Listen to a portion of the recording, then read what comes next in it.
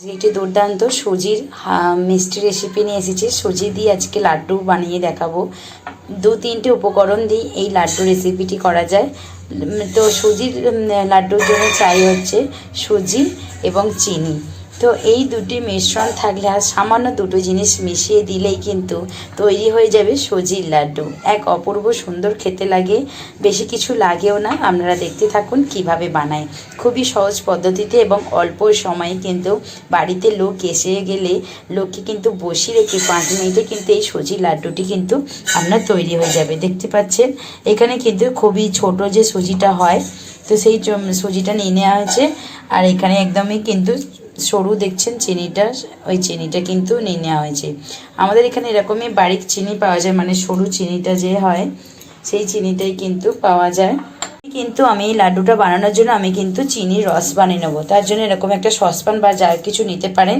আপনাদের যদি লাড্ডুটা আরও অনেকটা বানানো হয়, অনেকটা যদি বানাবার হয়, তাহলে কিন্তু সুজির পরিমাণের সাথে সাথে চিনির পরিমাণটাও কিন্তু বাড়বে। মানে সুজি আর চিনির পরিমাণ কিন্তু একদমই এক থাকবে। আর চিনির যে রসটা আমরা বানাবো তা কিন্তু খুবই মোটা রাখতে হবে, তাহলে কিন্তু সুজির লাড্ডুটা ভালো করে পাকানো যাবে।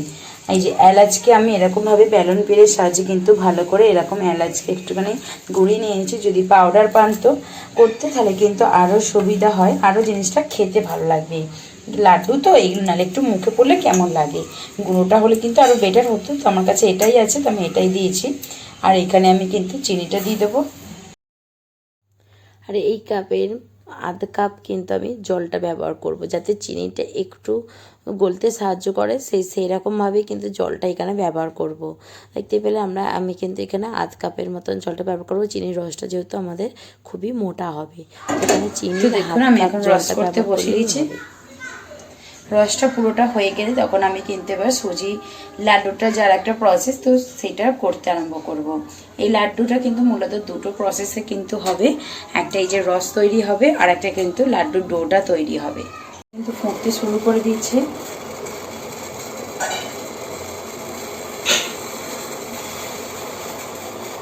আমি কিন্তু 1 চা চামচের মতন ঘি আমি অ্যাড করে দিচ্ছি।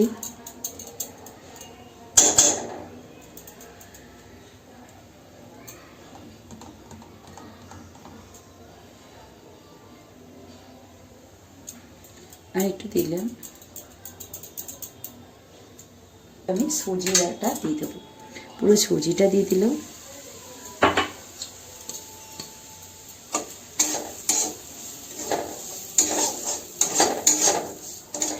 গ্যাসের ফ্লেম এখানে আমার একটু ঘি অ্যাড করার প্রয়োজন পড়ছে, তো আমি কি করব, আবার 1 চা চামচের মতন ঘি আমি এখানে বন্ধুরা অ্যাড করে দিলাম।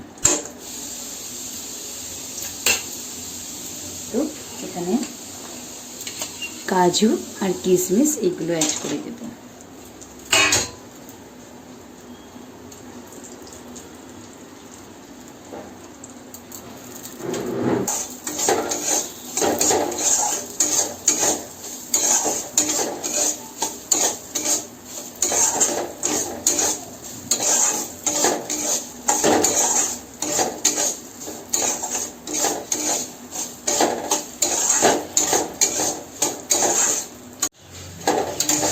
তো বন্ধুরা দেখুন কিশমিশগুলো কত সুন্দর কালার চেঞ্জ হয়ে গেছে এবং সুজিটাও কিন্তু আমার ভাজা হয়ে গেছে। আমি গ্যাসের ফ্লেমটা অফ করে দিলাম।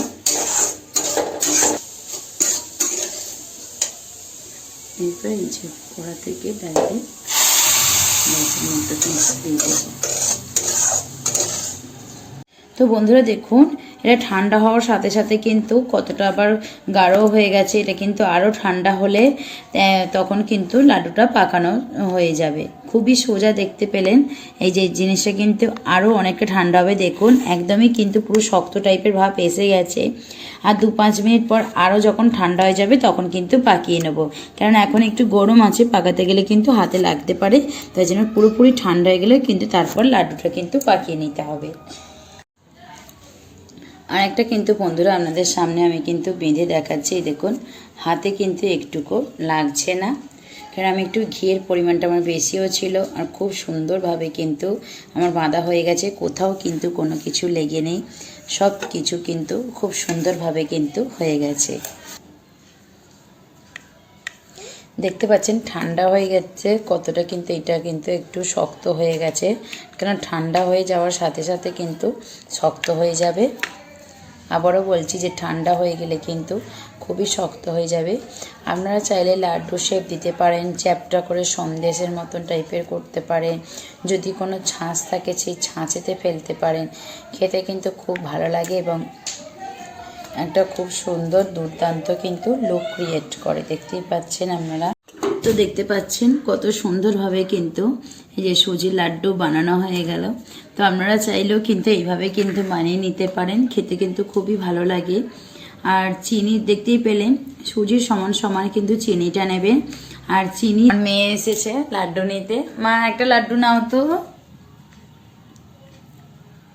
এই যে একটা লাড্ডু নিয়ে নিয়েছে, একটুখানি খাও তো, ভালো লাইক করো বলে দাও, ওকে বাই করে দাও, বাই।